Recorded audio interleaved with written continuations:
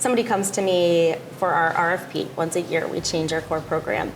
The more we're like, if there's a lineup, we're going to focus more on the sustainable product over that of something else. And of course, cost mandates certain things and all of that, recognition, et cetera, popularity data. But I mean, that's a huge factor, and it's only increasing.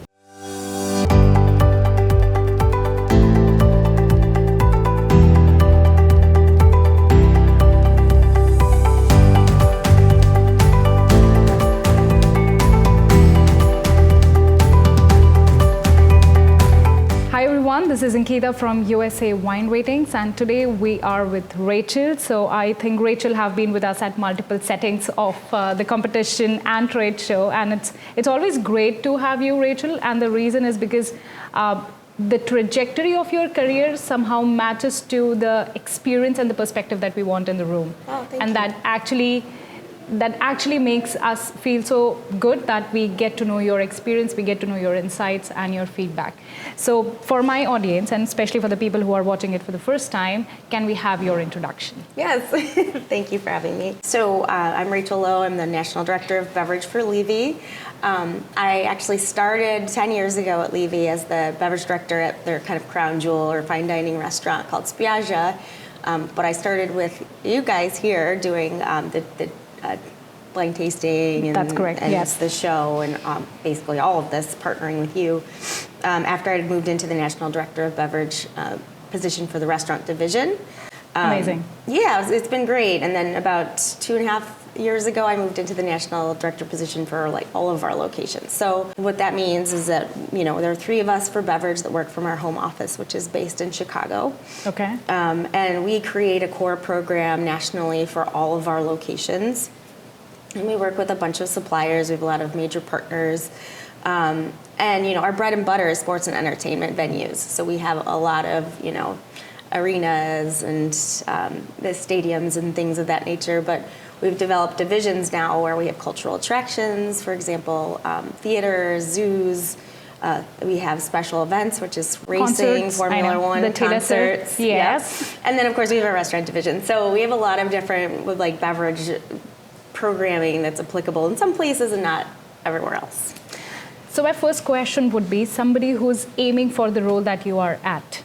So when we talk about the diverse, multiple different locations and settings to having a different, I would say, a spectrum of customers that you have to cater to, when you design a beverage program, what goes in your mind when we talk about such a huge scale? Yeah, so, I had to rein back my, wine savviness a bit because, if we're thinking about say like Wrigley Field, for example, or the United Center locally in Chicago, wine is a very small portion of that. And a lot of people going to stadiums, arenas, ballparks, all that, they're not there to drink wine. They're there to drink beer or RTDs or things like that.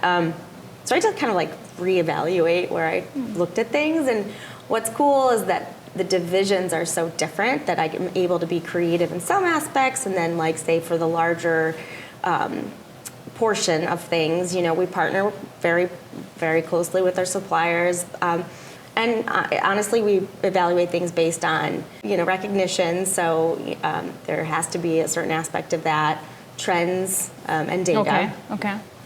Do you consider consumer feedback or the data? On sales and, data? Yeah. Mm-hmm. So Nielsen, we look at our sales, FinTech, Burke Street. But also, any of our data analytical partners, they're very helpful as well. Yeah. So that's all important. Price, of course, consistently in national average pricing, supplier relationships, and the way we can partner with people, and national availability too, of course. So, yes. And then, a big thing and a huge initiative within the company is sustainability. I know that's something we wanted to talk about today, but that's become a really huge, important thing in our company for the last few years. That and diversity, equity, inclusion. So DEI, it's huge for us as well. So before we move to sustainability, because I really would like to pick your brain, my one question that still goes towards what we were discussing. So I understand how important it is for you to take feedback from customers to make sure that you have the right sales data to see what is the impact. Tell us one example, Rachael, that you have witnessed that has impacted your customer satisfaction and sales. Any decision or any sort of program or anything lately? On a smaller level, yeah. And it will remain unnamed. But so for example, we got the business. We partnered with a local theater/opera house. Okay. So I was programming the beverage program for the restaurant attached to it, as well as the concessions where they would have a break and then people would go. Right.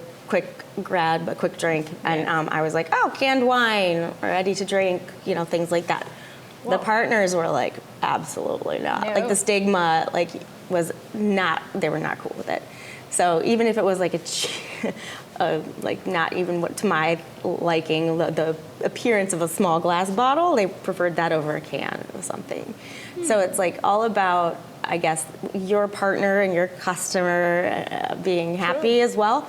And then that's the same kind of when you turn the scale to your customers, your guests. You want them to be happy, of course, too, but you have to cater things appropriately in each outlet. So really, it depends on the demographic. It depends on what people are looking for. And what's the objective overall? What are we trying to achieve? Yeah. Coming to sustainability. So tell us what, at your level, you are pushing.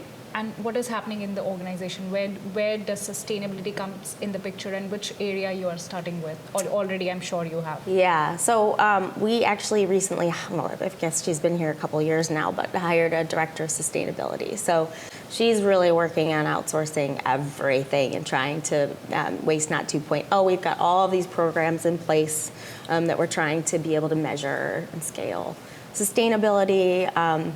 So, in beverage, I know that we're really looking to limit draft beer, for example. Okay. So throw away the waste from plastic cups is huge, and at least we can recycle cans. Correct. And there are different formats of cans. So you could do 12 ounce, 19.2 ounces are actually your sweet spot, so people can drink a little longer.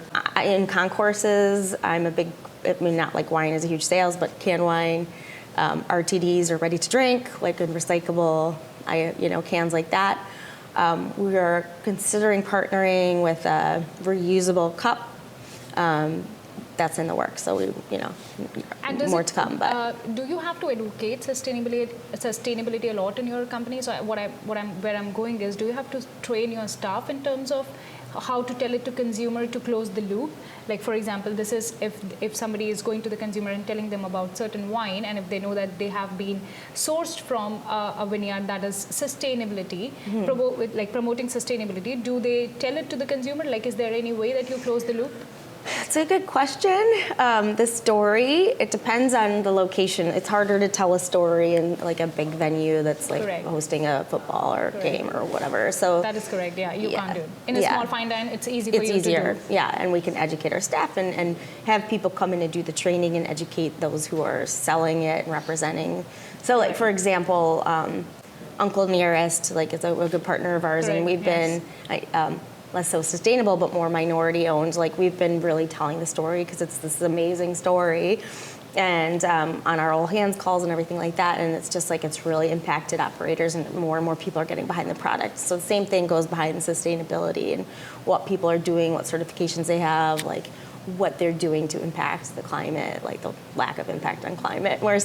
So does this impact your formula of buying a new product, sustainability as a we're looking for that. The more somebody comes to me for our RFP once a year, we change our core program. The more we're if there's a lineup, we're going to focus more on the sustainable product over that of something else, and of course cost mandates certain things and all Correct. Of that. recognition, et cetera, popularity data. But I mean, that's a huge factor, and it's only increasing. So I also see the upward trajectory for sustainability. At least it's becoming top of the town, and I think it's important for us with whatever we have in hand to start doing it at our own small section, because it's definitely going to make a huge difference. It does.